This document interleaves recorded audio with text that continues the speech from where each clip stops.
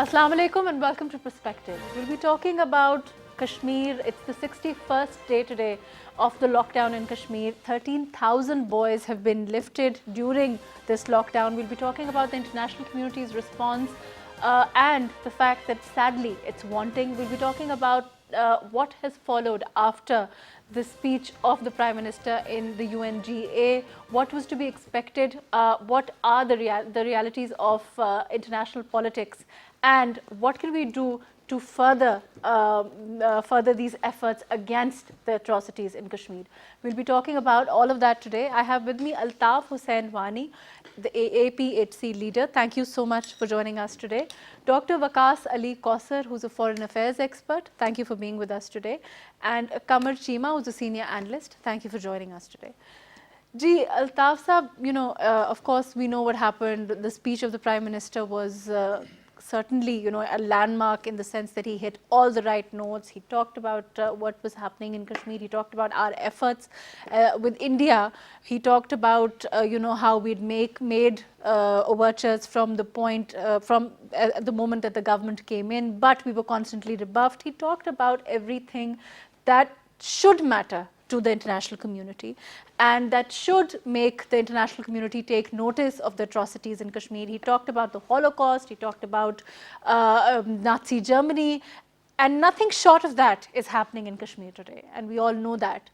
And yet, we are where we are. It's the 61st day today, and Kashmir is still in lockdown. The atrocities continue. India continues to use pellet guns. India continues to lift young boys in Kashmir. What do we do? Where do we go from here? How do we make sure that the efforts continue and go to a level where the world will have to take notice? Prime Minister Imran Khan, during his speech in UNGA, as you said, categorically elaborated all what's happening in Kashmir, right, and sensitized the international world what will be the consequences of it if it continues. Right. Looking at that, we have seen that there was an international response from the international media. Even yesterday, there was an opinion piece in the New York Times. Right. He said that the UN has to do something for the Kashmir. They cannot keep it under carpet for long as the things are happening in Kashmir and the reports which are coming from the Kashmir. Having said that, but by and large, if we see the response from the international community, from the world powers at large, it has not been as positive as it should have been. As the way the Prime Minister Khan sensitized the international community about the happenings in Kashmir and its fallout, what can be the fallout of that.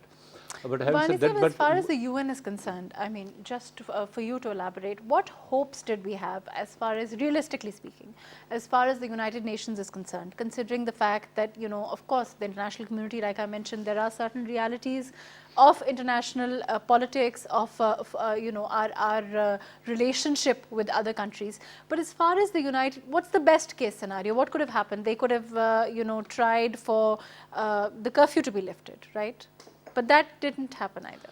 You see, it's basically the failure of United Nations for the last 72 years because it is the Kashmir is there. It's because of the inaction on behalf of the United Nations. Right. It was the United Nations who promised the Kashmir the right self-determination, and it happened because of that inaction, and the brutalities of Indians continued, and the international community did not condemn the India the way they should have, and that is what made India arrogant, and they took such drastic steps, and the brutalities increased in Kashmir and violations increased in Kashmir. The best case scenario was that United Nations should have come with a resolution on Kashmir. They should have asked India to implement all the best case scenarios to implement the right. UN Security And of course, I mean, they've abused all the resolutions of to the stop United the Nations human rights itself. abuse in Kashmir, or to lift the lockdown and all that. But though the international leaders spoke about the lockdown, they spoke about the communication blockade, but looking at the Indian response, India has been always intransigent. They don't want any international interference in the matter.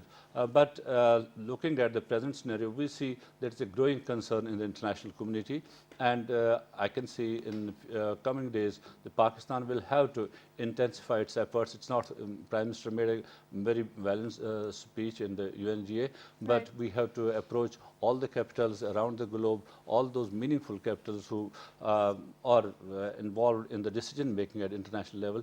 We have to sensitize them in those capitals and alarm them about the situation, and only then I can see that international community can move forward. Waqar Sahab, as far as, of course, intensifying the efforts are concerned, Pakistan is committed to the Kashmiri cause. We want to intensify efforts. We want to make, as much of an issue of Kashmir as we can for the world to react. But what follows from here, in your opinion? Of course, as far as envoys are concerned, sending envoys, trying to sensitize the world is concerned, we haven't succeeded. See, Of course, I mean, Wani Sahib is saying there has, I mean, to be honest, to clarify, we have seen there are publications all over the world that have picked up Kashmir in a way that it hadn't done before. So in that sense, we have made a dent.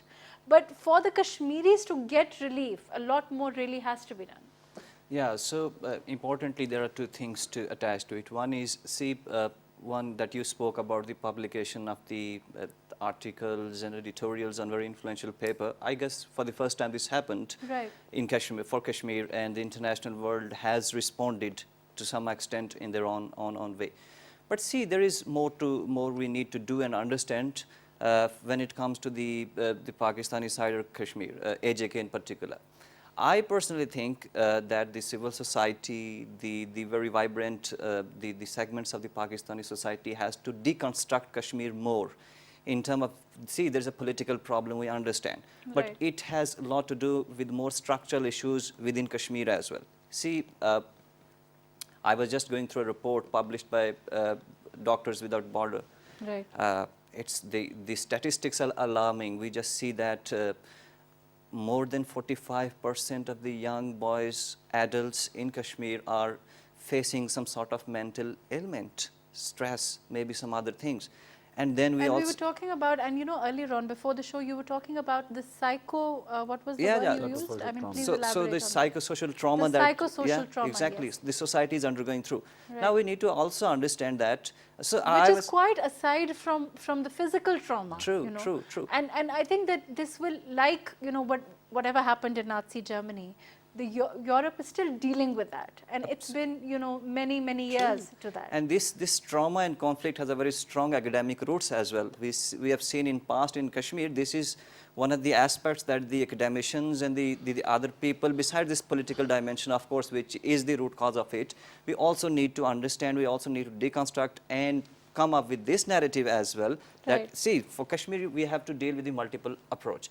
There is one thing. Let's suppose I was just going through these statistics of this trauma and all these things. In 1989, we see Right. around 1,700 people consulted these clinics. But in Right. 2015, the Borders Without Doctors report says the statistics are more than 100,000 people. Right. Those just visited the clinics, consulted the consultants. This is one dimension. You go to the other dimensions, there are half widows in Kashmir. What about their narratives? Right. I guess in this current situation where they are locked down for more than 60 days. What about the separation element, Absolutely. So I come on that. See, we have the divided families here as well, based on this side of LOC in AJK and the other side. So their trauma is multiplied. Right. These sort of narratives, we also need to be more creative. We need to transfer, transmit, and communicate to the world. I guess this is the prime responsibility We of... need to talk about it more. We Exactly. need for it to get the message out there. Absolutely. See, when you talk about Nazi Germany, what we have seen there was a very famous narrative that if you take these Jews and communists outside of that Germany, things would be all right. Right now, the RSS and the BJP narrative is more or less the same. You have seen that they're the founder, like the Prime Minister mentioned about Golkar. Right. He ruled RSS from 1940 to 73. So Right. his book, I was just going through the excerpts, the book was The Outburst of the Thoughts, which is called the Bible of the RSS. Right. Simply says, other than Hindus, minorities like Christians, Muslims and others are the basically internal enemies of India. So we also need to understand that how deeply this has affected and impacted the Kashmiri society. So this conflict, this dispute has many, many dimensions we need to approach, and we need to deconstruct and work on that. And right now, this is a very serious situation in Kashmir. You see, you also spoke about the minors, the detention of the minors. I guess this is one of the very serious allegations. This is one of the very serious concern that we should have, our civil society should have, our legal fraternity should have, and they should consult the international legal fraternity on these issues. And simultaneously, you see, when there's a political deadlock, we also need to understand that we need to approach this dispute through different ways and tell people this massacre is not only in the term of physical thing, but this is coming in many ways. It's at the end of the day about the people of Jammu and Kashmir, the way they are treated, the way they are handled, the society and the structures of societies, the way they are destroyed. I guess this is alarming, and these are the things we need to tell people. Which needs to be talked about more. Exactly. Which needs to be communicated more, and that, I think, is where we need to concentrate. I'm going to go to Cheema Saab. Cheema Saab, you know, these are the various aspects of a society dealing with the kind of inhumanity, the kind of, you know, torture, nothing less than torture that is happening in Kashmir at this point. And it's multidimensional, the kind of suffering that people are, you know, there's also the psychological aspect, there's the physical aspect, there's no denying all of that. In your opinion, you know, as far as the economic realities are concerned, certainly India has a place in, you know, in the world as far as economy is concerned. And that we can't shy away from. We have to accept that, and we know what are our limitations, where we lack as far as our economy is concerned. How much of that is, do you think, going to play into the issue of Kashmir with the world? Let's be honest about it. I think it has played much into the issue of Kashmir. That is one perspective. But the second perspective is that I think Pakistan's inconsistency on Kashmir issue has actually brought down its importance globally. For example, when Prime Minister Imran Khan speaks that there are 11 UN resolutions on Kashmir, and the global leaders, they just get shocked on this. And so it means that we ourselves have not looked into the Kashmir issue so consistently that people have forgotten itself. And I think I remember that if any time in Indian meeting the global leadership, what they're doing, they are bringing the issue of non-state actor in Kashmir so that to isolate Pakistan or to link the freedom struggle or the domestic indigenous struggle in Kashmir with terrorism. I think we need to build a narrative on Kashmir, and that narrative is there was a time in the history in this country when the right-wing elements in Pakistan didn't want to have talks with India because of certain so-and-so ideology. But I think the things have changed a lot, and at that time in India there were secular elements which believed in secularism and progressive thoughts. And right now, at this moment where we are right now in 2019, I think in Pakistan, there are progressive elements, and political parties have moved away from this particular notion that we should not talk to India. In Pakistan, across the board, elected, unelected offices, Islamic parties, secular parties, liberal parties, center right, center left, all political parties, they believe that we need to talk to India. But what's the problem in India? What's the problem in India? In India, these are the right-wing elements which don't want to talk. So it is the rightist elements in India, and they are motivated by religious fanaticism. Religious fanaticism, which is what brought Modi to power. That extremism in India, it's festering, it's increasing. I mean, there's no denying that. That is something else, that they brought Modi into power. Yes. The point is, Isn't anti-Pakistan sentiment one of the reasons he won the election? I think that is something separate. Right. But all what we have to see is that there are right-wing elements which believe in religious superiority of a particular religion, Hinduism, and they believe that we must not talk to Pakistan. So those right-wing elements which used to be in Pakistan, they are no more in that particular notion that we should not talk to India. In Pakistani politics, there are progressive elements. That's an interesting take, Cheema Saab. But, you know, the Prime Minister's speech, and I, as somebody, you know, not as a journalist or as an anchor, but just as a human being, I felt that, you know, he was very right when he said that, you know, he took the entire audience through the journey of our relationship with India, pre and post Modi, when he spoke about the fact that, look, I made these efforts when I came into power, and I said, let's leave the door open, but it was construed as a weakness for Pakistan to have made that overture. And yet still today, you know, you're saying, and I mean, a lot of people feel that we need to talk to India. But how can we talk to India when there's all this, they want to rebuff us, they want to, look at what happened with Donald Trump. I think, What's behind Mahrukh, that? I think what is important to understand, I think the national apparatus in Pakistan couldn't gauge that what Prime Minister Modi is going to do. Had national apparatus would have gauged this, what Modi is doing, the Prime Minister Imran Khan would not have waited for 1 year to talk to Prime Minister Modi. So I think this is, and above all, there was an image of Pakistan that there are certain elements in Pakistan that don't want to talk with India. And right now, this image of Pakistan has changed, and that is a success of Pakistan. And that image is that it is India which doesn't want to talk. Do you think it's that we've been able to get that across? Obviously, it is. Everybody knows that India doesn't want to talk. And if Imran Khan came in office 1 year ago and he said that I'm waiting once the elections are done and we will talk to them, and then above all, in February this year, what happened? Imran Khan shows a statesman. He showed his statesmanship, Right. and that was where the world has recognized that Pakistan is a country which wants to talk with India. Pakistan is a country where the progressive elements are, and Pakistan is a country for quite some time we worked that we thought that we need to work on development first and issues later. But that was taken as our weakness, and that was taken that there is a stance in Pakistan has changed. So I think we need to build this narrative that there are right-wing Hindu supremacist elements which believe in status quo No and doubt they don't about want that. I to agree don't with want you. to talk. But let's go on the talking bit. I'm going to go to Altaf Hussain Wani Sahab with this. Do you agree, Wani Sahab? Do you think that we were in some way late trying to talk to India? Do you think it would have made a difference if we'd made that effort sooner?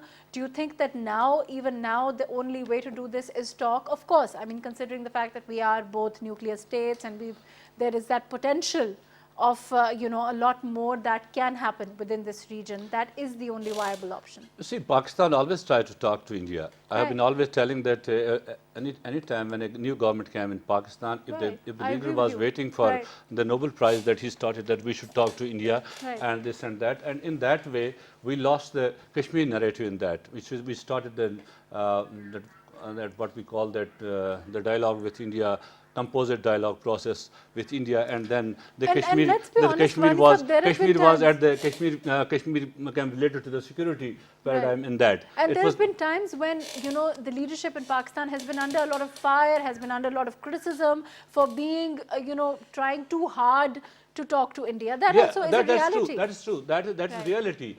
That's where the Indians took advantage of that. Indians always made a point that if Pakistanis are perhaps on the weaker ground, they want to talk to us, Yes, and we it's should our not talk. weakness, They not took the one fact or that the we other want refuge. solutions. They took one or the other refuge, and then disassociated from the talks, and Right. it created their horror in Kashmir and tried to consolidate their position in Kashmir through their military might and to suppress the Kashmiris' freedom struggle. Exactly. What they When did. every effort that we make is construed as a weakness. Yeah, but looking at present scenario, which is where we are at a stronger point at this point of time, what Shima Saab was telling us, that at present, the government in Pakistan or the people of Pakistan, the way they behave, the way they are articulating their story of Kashmir or their position vis-a-vis India, and the Indian position looks like this Indian position is rather, this is not acceptable at large in the international world, leaving aside the economic benefits which the world has with India and all that,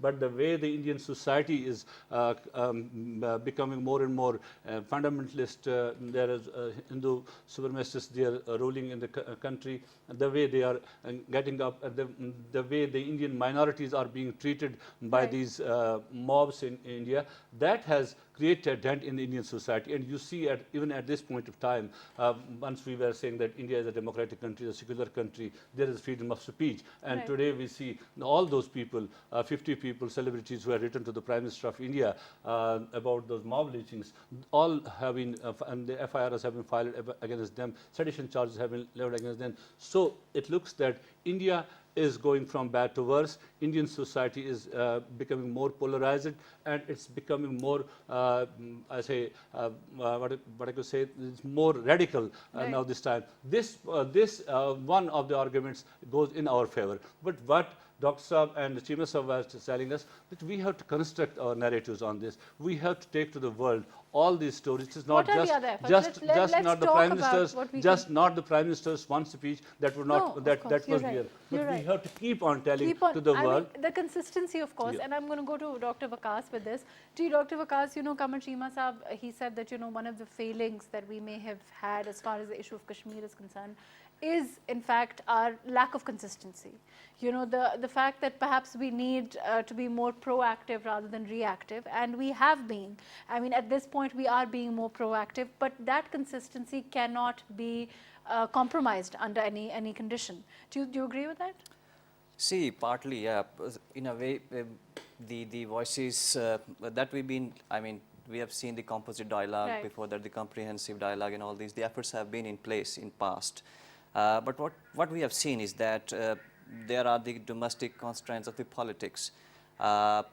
We have seen that during Manmohan Singh and Pervez It's interesting Musharraf. that you've mentioned that. I'll go on to that. Pervez Musharraf time, the things were, what we have learned that things were so close and then the things went the other way. Right. Now, what is the problem with BJP in dealing with Pakistan is that, see, there are always two phases of politics in a country. And one is the very, obviously very good phase when you do your campaigning on very positive and proactive and very optimistic note. But there's always the other side, the ugly side of the politics, which is Right. easy to exploit but difficult to maintain, that like BJP the has done. anti-Pakistan Yeah. sentiment that So- Modi seems to have banked on with his election. So BJP has done that. So Right. they have taken the seats, they have taken all these political votes and all these things, but it's very difficult to maintain. Then you become the hostage of your domestic constituencies. So now the BJP has this great problem of dealing in Pakistan, that during election campaign, if you analyze, that I was analyzing last time, the idea was it was so anti-Pakistan that now they are becoming the hostage of their own constituencies. So it's different India. It's not a secular India that we've been confronting with But or that's talking another with. thing. The Prime Minister tried to draw the attention of the world to that you know, we need to be more concerned about the kind of India, you know, considering that itself, it's going to lead to a problem as far as the region is concerned, and ultimately for the world also. Absolutely. See, it's a 1.2 billion population. When we say that, of course, the stakes are high. But Right. if its political system, which was called the secular, which was trying to maintain the diversity, Right. The if it secularism aspect of exactly. it So if seems it to have derails, completely, then the right. problems comes in. So if a country in a region which is bigger, it gets destabilized, the impact goes to the entire neighboring and all these countries. We have seen in Afghanistan what happened in Afghanistan and the way we suffered. So I guess this was a more regional approach that Prime Minister took during UNGA, that look, this has some more repercussions than India. Now the Kashmir is very much connected with these all scenarios. Now what I want to say is that, see, in past, what the question which you asked, in past what happened is I personally saw the different dimensions of the Kashmiri voices that we missed actually. The idea is that there is a political problem, we understand that. There are many other dimensions that we need to work on. So the dispute is about the political thing, but it has many dimensions, many angles, many I think issues. the dispute is really about humanity now. So that's what I want to say. So Right. the human angle, it's not the about humanity angle, yeah. politics, it's not about anything else. Exactly. It's So we never about brought in those people angles. suffering. We never brought in those angles in our mainstream narratives. So I guess this is the right time when we need to do. But the fundamental question is, can the dialogue or something happens, or can Pakistan afford that? See, we have our own, this society, I personally think in Pakistan has literally internalized Kashmir for the first time to that extent. When we see the common people, the diverse society background Right. people, they do talk on Kashmir. Now it's a very difficult situation. That's why Pakistani Prime Minister and the international community has pressed on India, and they've been telling them about the mediation. Narendra Modi government has put Pakistan and India in a situation where it's very difficult to come back or step back. So India needs to understand that they have done something massively wrong in the just. India was not anticipating this sort of reaction from international community as well. That's what I see, the way international people responded. Now, I guess this is the responsibility of international powers. This has the security dimension as well. I mean, you station 900,000 people, caging 8 million innocent people, asking for their fundamental rights, having deeper connection with Pakistan, having deeper connection with AJK, the liberated territory. I guess things are not that simple. See, today there is a march of the people who want to cross the LOC. What is the idea? The idea is that you cannot deface the identity of the very erstwhile state of Jammu and Kashmir. This is the fundamental right of people. This land belongs to people. Whatever their political ideologies are, it would be decided through plebiscite or the self-determination. But this is a message that international community should understand, that you have forces on the borders. If the civilian march towards them, and what they're asking for, they're asking you cannot do this 370 thing, you cannot take our identity, rights back. which were, which were their democratic right. Now, this is the high time. People should understand, world should highlight, and world should press both, particularly India, to understand that this could lead towards a bigger humanitarian crisis. Right, So which when is the what war we- happens or something happens, things move out of control. This is the Right. world. At this point, it's like, you know, like I think the Prime Minister said, it's not a warning. It's just that, you know, I'm fearful of it. It's a fear that this will happen. It can happen. And, you know, it's that potentiality of it is glaring us in the face. And that's what he spoke about. Chima Sahab, you know, one of the interesting phrases that Dr. Waqas mentioned is domestic constraints of politics. And at this time, both Pakistan and India have those. Let's talk about our own domestic constraints as far as, you know, on the issue of Kashmir is concerned. Of course, the limitations, like I said, you know, economy is a huge factor. As far as our domestic, you know, politics is concerned, within that politics, our international face to the world is concerned.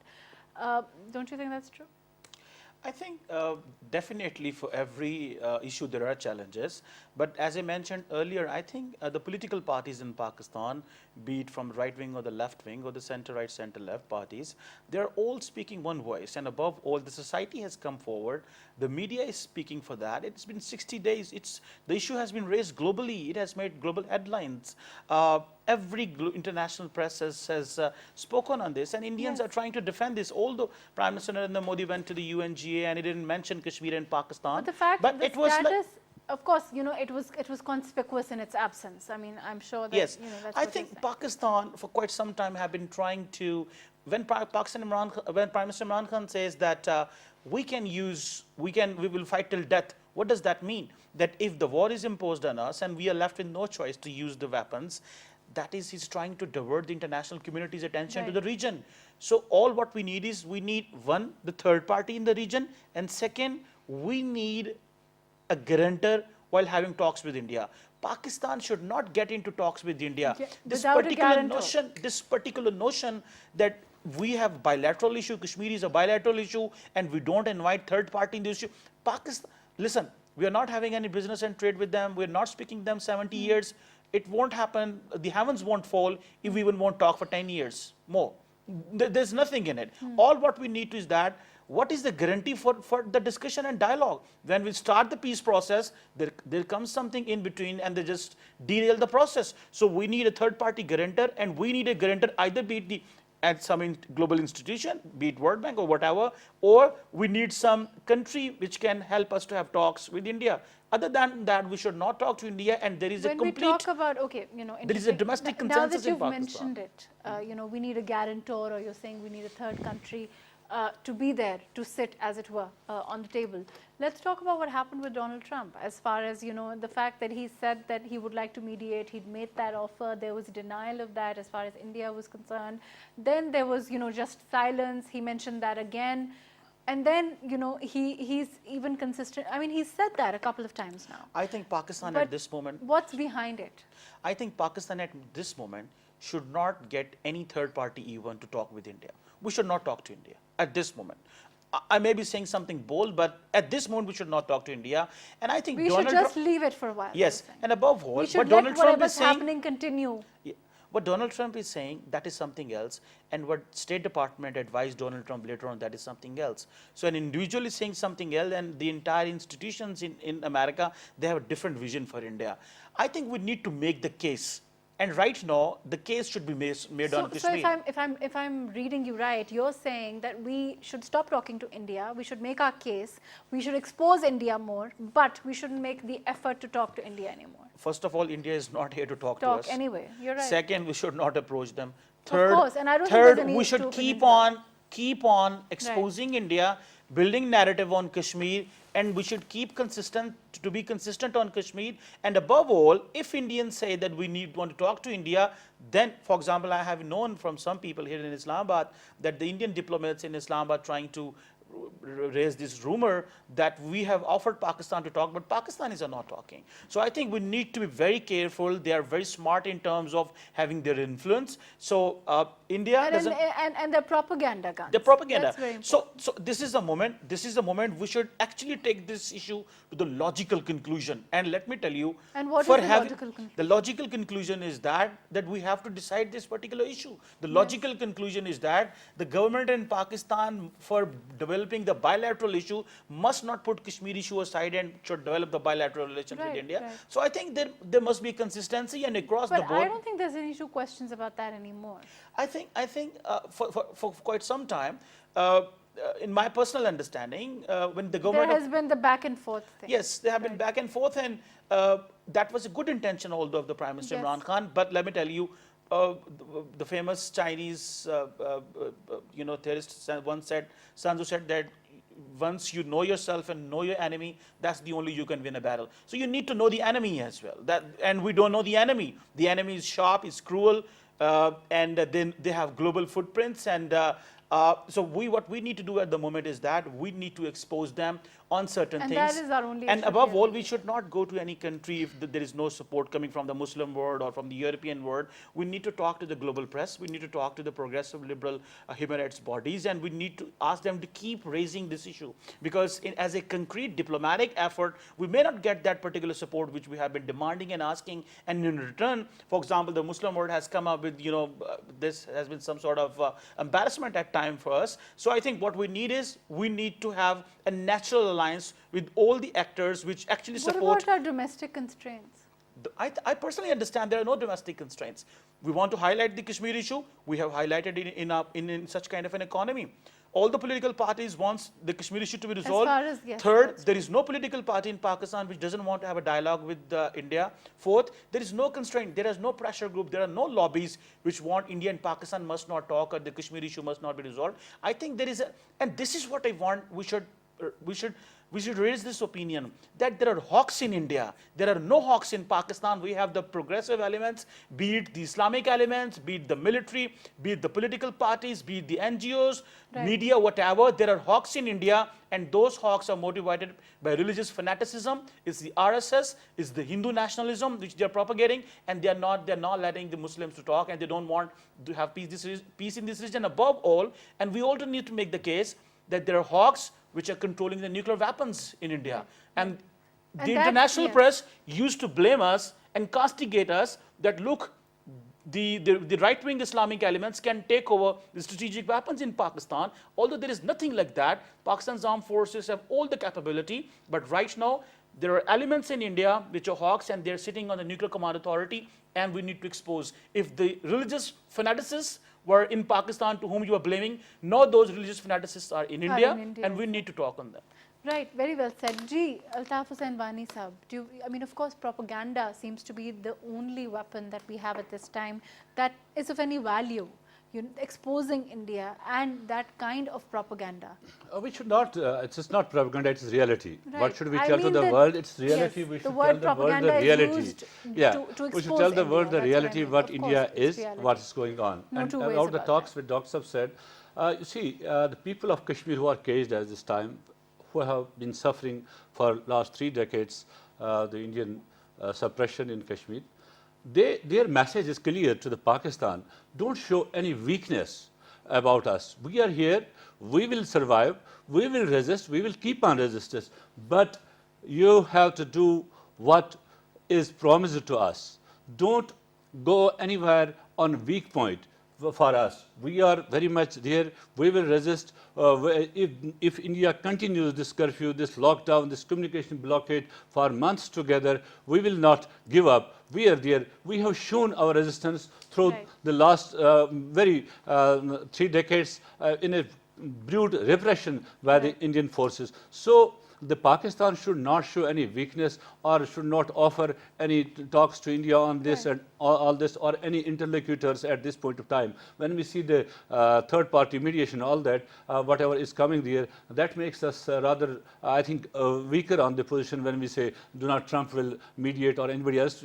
We should But say, we didn't say that. United Nations Security Council has promised it the people of Kashmir the right self-determination. The onus lies on the Security Council, which Prime Minister has said, if you fail to resolve this Kashmir, if India continues the way it is suppression in Kashmir, then the people of Pakistan, if they are forced by the India, if war is thrusted upon them, then they will fight until death. So we have to keep that hammer on, and along with that, we have to keep on informing the international community about the RSS, about the BJP, what is BJP doing, what the Indian army, you see, we have seen for the first time the havocs at the top of the Indian army, the Indian army leadership. We have not seen such statements from the Indian army chiefs in the past, but the way the Indian army chief or the Indian defense minister asked that we How will use. long can India keep the situation in Kashmir the way it is? It's already been 61 days. It has been 61 days. It I has think to let up. if India has to, if India, as Prime Minister said, if India lifts the curfew and all There these will be forces, bloodshed. they will say how the people of Kashmir will resist, how they will come out. But having said that, the people of Kashmir have decided, the leadership has decided, they have all decided that we will resist. There is no one in Kashmir now, Indian occupied Kashmir, there is no one who will talk to India. Nobody is ready to talk to India. Nobody is ready to accept any of the concessions from the government of India. Why should the Pakistan be bothered for that? Pakistan should take a strong stand. Pakistan should the legalistic stand on Kashmir, which is there. Pakistan should keep on informing the international world about the UN resolutions in its letter and spirit to the United Nations, to all the forums, and also expose the Indian atrocities in Kashmir, where they are the Pakistani media, Pakistani civil society, cross-section of society, they should do it. And it also, I will say, which will give the more weight to it, Prime Minister of Pakistan should convene an all-parties conference in Pakistan. So there should be one voice again, so from the people of Pakistan, from the political parties of Pakistan to the international world, that this matter is a life and death matter for Pakistan, so we are not going to compromise on But it. there doesn't, as far as, I agree with Cheema Saab when he said that there doesn't seem to be two opinions about Kashmir as far as Pakistan is concerned, as far as the political parties are concerned. And all the political parties are on board as far as Kashmir is concerned, whatever differences that they may have. Gee, Dr. Waqas. See, this is not for the first time. I guess Kashmir and some other 2-3 areas are It's the an areas. issue above politics. for Exactly. us. It's So an issue above, our own domestic issues. True. so So to speak. I guess we have a greater political consensus on giving people of Jammu and Kashmir right to self-determination. And I guess historically we've been witnessing this, that Right. political parties have been supporting this. The problem arises from the other side, because the election, India has never been the election main agenda in Pakistan's election from last 2 or 3 decades, if you see that. This is no more there. The agenda, we see the campaigning thing, it doesn't build on India, anti-India hate or something. But we have seen this in But that across the border, Yeah. it's the other So story. they have their domestic compulsions. We need to figure it out strategically, understand that you won't get much from the Indian government, which is right now there. Now, one of the points which Wani Saab mentioned, that we need to be deconstruct and understand that this is a different Kashmiri society. They have mastered the art of resistance as well. We have seen this in past. The society has passed through the certain tough phases. We have seen in 2013, in 16, there was a huge clampdown on the people. Curfew was there. So society, the liberal voices, the cross-section of the society within occupied Kashmir have also mastered the art of resistance. So they are resisting in many ways. And I guess this is the fundamental problem for India, to tackle their resistance. There is a peaceful resistance. We have seen people, civilian coming out, girls coming out, unarmed people coming out, telling them this is what we are not accepting it. So this is a real challenge for India to manage. And I guess this is the strength of the Kashmiris as well, that they have learned with the period of time that how non-violent movement, how the resistance can help them highlight. I guess this has also taken the global attention. We've seen stone pelters, they are not violent people. They're trying to express their anger in one way, the other way, the way they're treated. I guess this is one of the best examples of 21st century non-violent resistance that people have done for their democratic and political rights. Now on talks, I just want to say one thing. See, we have seen in history that whenever these peace talks happen between two arch rivals or the enemy countries, what happens is you also need certain sort of conducive environment to build on that. Right. You also need certain sort of trust and mutual confidence and trust on each other to move even for some constructive dialogue Right, or something which is ahead. not there. That kind of Which mutual absolutely is not there. there. India, Pakistan are not talking. That is the fundamental challenge right now. And I guess there are different approaches to it. In past, what we have seen that let's have a CBMs between New Delhi and Islamabad, and then it might, the effect goes towards the Kashmir. And this, we have tried this. I'm not against the engagement. I Right. always favor this engagement, dialogue and talks. But the idea is this time, the things have been done unprecedented on Kashmiris. India must realize they have done wrong. They have wronged Kashmiris. They tried to silence them in a very brutal and undemocratic way. So this is, as a Kashmiri, I must say, this So is you an agree existential... that the option of dialogue at this point See, should not even be considered? No, my point is that this is an existential problem for me as a Kashmiri. I consider and I expect from Pakistan and I expect from the international community that the fundamental rights of mine, which is political right, a democratic right, should be respected. Nothing should be going about that or something be done by the countries other than that. This should be the prime focus, because in the history we have seen many, many efforts. There have been a lot of peace building efforts which yielded results, but at the end of the day, what we have seen that what BJP government has done, this is entirely opposite to any peace thing. So India as a country who has taken this step needs to understand that they have to undo it. They have to respect the rights and will of the people. Just imagine one thing. Ladakh, we have been hearing a lot that it's a very peaceful region, people are doing nothing, but we have seen the news, reading the news, that there has been disturbance in Ladakh. People, especially particularly Muslim majority, they are saying that we won't accept that. And we have also seen the escalating tensions between India and China and Ladakh border. So I guess this is not some issue between India and Pakistan now. This thing is spiraling, it's going out, and this would have different impact on the region as well. So world must understand that the primary focus should be given to the Kashmiri people, their voices, they are suppressed. Their case should be presented ahead, as the Pakistan and the Prime Minister have done amazingly well in UNGA. And then if India agrees on that, and I guess the international pressure and the diplomacy, the way the international think tanks are responding, and I just want to say one more thing. When we are dealing with these international things, try to understand, we are not championing any cause of a particular religion. Right. It's the humanity, it's the humanitarian crisis, it's the fundamental rights. Any country in the world, any nation in the world, any territory in the world, if it demands, it's the legitimate rights given by United Nations Charter of Freedom. So what I personally think is that we need to champion our case in that way. Dialogue, fair enough. If India understands these dynamics, and I guess sooner or later this repression would end. You can't sustain 900,000 military people in a very small territory, caging people, and then the international conscience will sleep forever. It won't happen.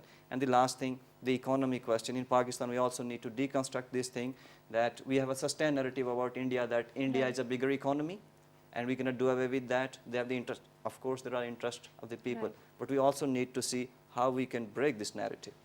It might not be the entirely economy thing. We also need to see that there is something that we might do or we can do to answer and counter this question. Because we have seen...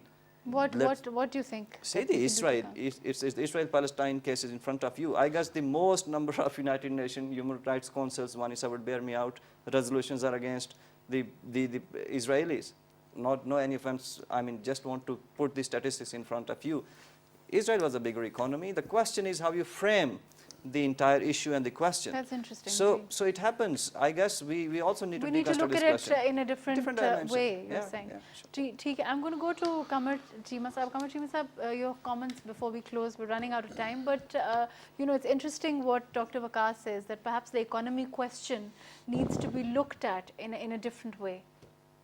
Yes, definitely. I think that Pakistan, if will keep pushing this issue, that and I think the global community will listen to it. It's not that the global community will not answer this, that India is a global financial destination, that means that it can violate any fundamental rights, or it can bypass anything which is the fundamental rights or the global values which have been enshrined in the UN Constitution, and this entire United Nations resolutions and the international law is not there just that it will be bypassed for some favorite countries. The only thing is that if India gets a pressure with Pakistan's consistent approach on Kashmir, there is no way that India, we can pressurize, we can request even to the European partners of India that whenever you have a dialogue, whenever you have a trade with India, you can put this human rights conditioned in having this discussion with India, having trade with India, that, for example, recently the Germany didn't supply the weapons to Saudi Arabia because of so and so human rights violations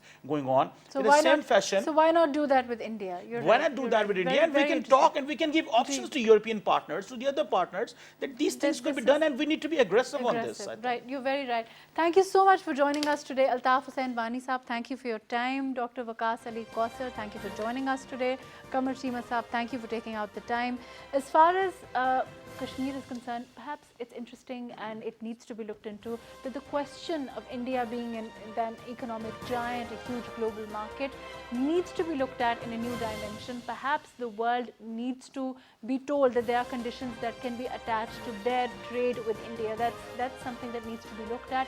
Of course, our efforts on Kashmir need to continue consistently. They need to not be let up. The heat must not abate in any sense of the word. We need for the world to take notice. We need to expose India. We need the world to understand that India is actually an extremist country where no other religions are safe. Even Muslims are facing persecution. Even other, there is caste persecution related to caste. So we need for the world to understand that it is a different India, not the kind of India that that Indians would have you believe. Modi has transformed, is in the process of transforming India into an extremist, a very extremist region with potentiality for conflict and creating conflict within this region, which can lead to very horrific circumstances, as the Prime Minister also said in his speech to the UNGA for the world. Let's hope that the world will appreciate that. Let's hope that we can make a dent and actually make the world realize that this kind of inhumanity, this kind of abuse of humanity itself cannot continue, and indeed should not continue. Thank you so much for joining us today.